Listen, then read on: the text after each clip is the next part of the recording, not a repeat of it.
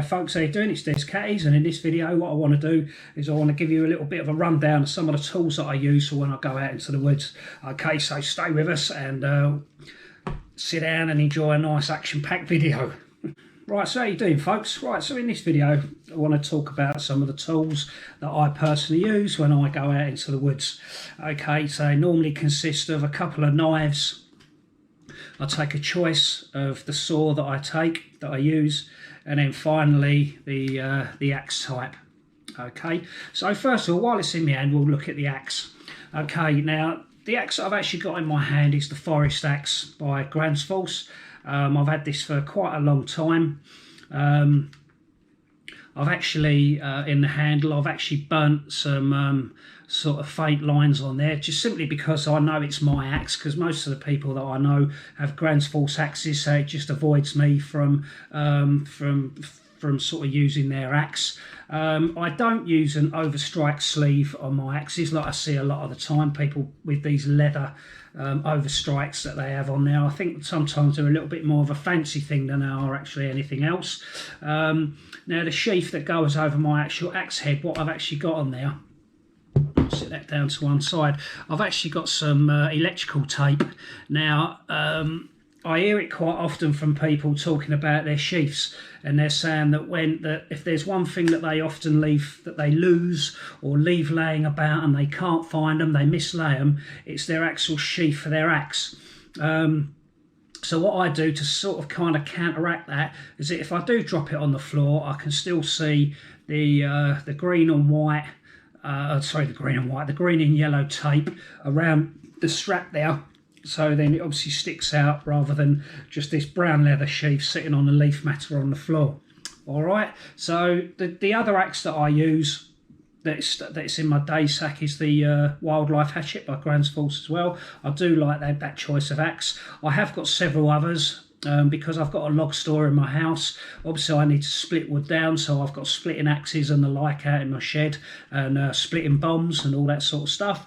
But they really are just for preparing wood out in the garden for use for storing away in the log store. All right, so that's the axe that I use. So that's the Forest Axe by Craftlab. Okay, I'll leave the knives till last.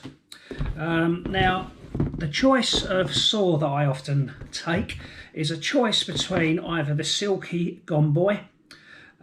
This one I really like, simply as well because it's got a nice yellow, sort of yellowy orange handle on it. So again, if I drop it on the floor, it obviously sticks out, it catches my eye straight away on the floor.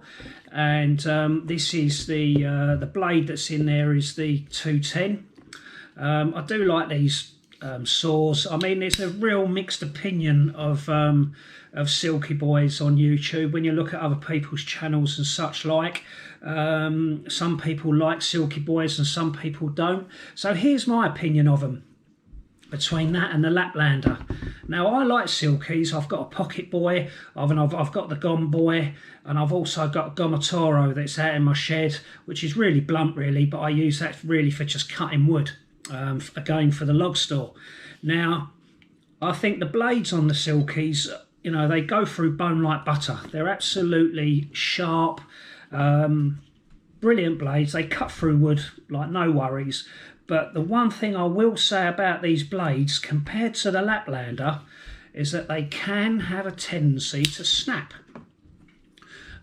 Generally at the end, and that's really just down to operator error really, whether or not when they're actually cutting a piece of wood that they start forcing it on the push stroke back through the wood, and then sometimes it will flip and snag and then break off at the end, and then have it ending up looking like the end of a flat-headed screwdriver. Okay, so with that in mind, I mean, to me that's the only thing that kind of you know, differs from using a Laplander. I find that when you use a Laplander, the Bahco Laplander, I mean, you know, you might not so much on this blade, but I've had it in the past where I've had blades where they've slightly sort of, for whatever reason, I've snagged the blade or whatever, and you put a slight bend in them, and they're a lot more forgiving, hell of a lot more forgiving than than the Silky. So I'm not going to bend the Silky up too much because I don't want to snap them because they're quite expensive blades to buy.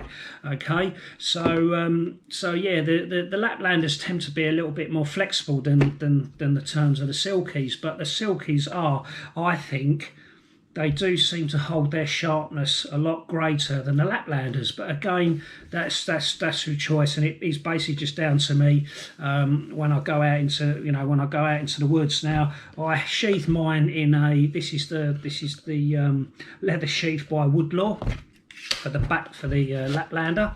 And then normally if I take the Gomboy will just slot into one of my pockets on my trousers. Okay, so there it is. So I will take the Silky Gomboy, or I will use the Laplander.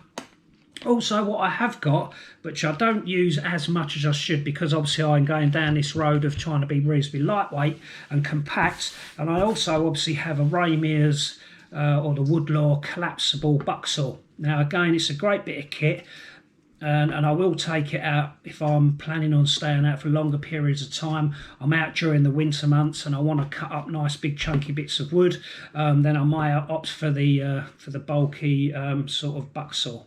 All right, so that's my choices of saws. Right, and finally what I want to talk about is the knives. Now, if there's any subject within bushcraft that can turn the best of mates to absolute enemies, it will be the subject of knives, and it will be the subject of who prefers stainless steel to carbon steel. And all I'll say is it's down to you, it's personal choice, whatever you feel like you want to use. Now, the two knives that I use that you'll often see in my videos are, this is the Nomad knife by Ben Alford. Okay, it's an everyday carry knife. Okay, and I absolutely love this. I love this knife. I've had it for what, 5 years now, 5 or 6 years, and this knife goes with me all the time. I used to carry it on a belt sheath, okay, with a ferro rod holder, and the only reason why I've changed over to using the Kydex sheath with which it come with was simply because I can wear it around my neck and I haven't got the worry of having too much bulky items on my belt when I'm carrying a rucksack. That's why I've sometimes opted to using the chest pack by Helicontex.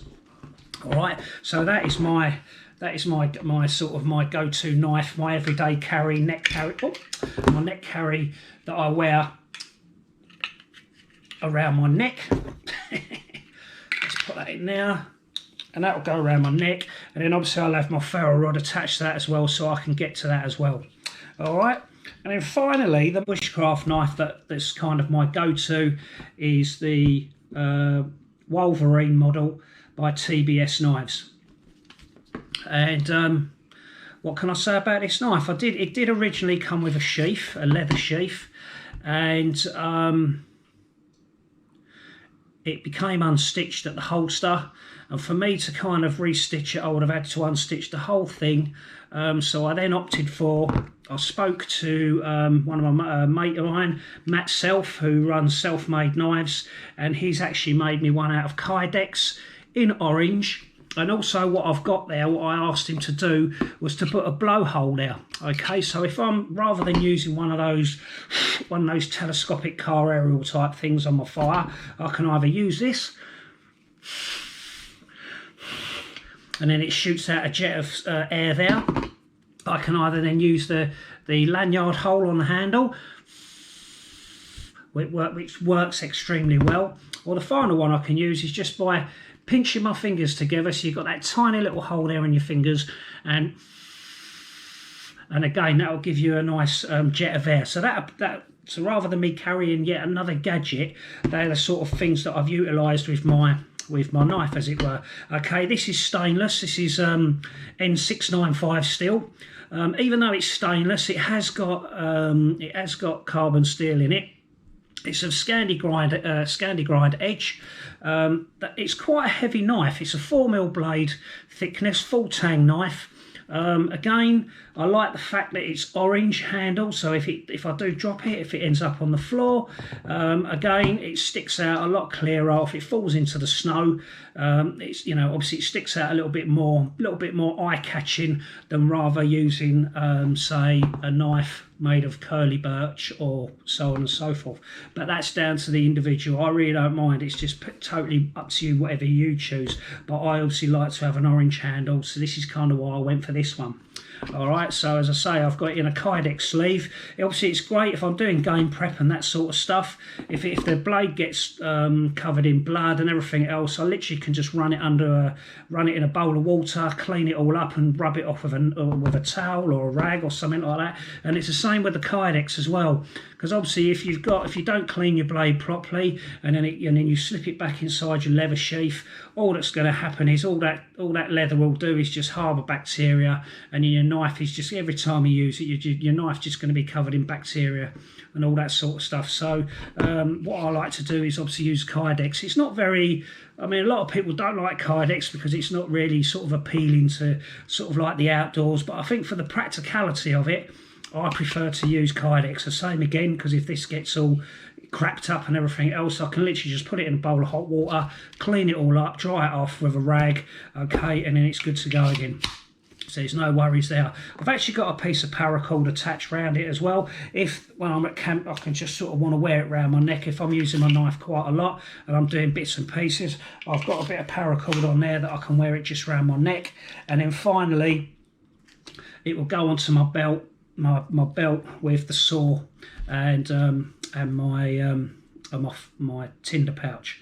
All right, so which will be coming up in a future video. I'll be showing you the contents of my tinder pouch. All right, so there you go, folks. So that's the tools that I carry most of the time, well, pretty much all the time when I'm out in the woods. Okay, so it's my knife, a TBS knife. I've got the Nomad by Ben Alford. Okay, great knife. And then finally, the choice of saws will either be the Silky Gomboy or the Laplander. Normally, I'll take the Laplander simply because of the sheath and such like. And then finally, I either use the Forest Axe by Gransfors, and then I've obviously got the Wildlife Hatchet, which normally goes inside my day sack if I'm going out just for day trips. All right, so thanks for watching. Please, folks, don't get into an argument with me about what's right and what's wrong in regards to what saw I should use or what knife. These are basically my personal choice of what I use. I'll be interested to hear your comments on what kind of saws you use, what kind of axes you use, and so on and so forth.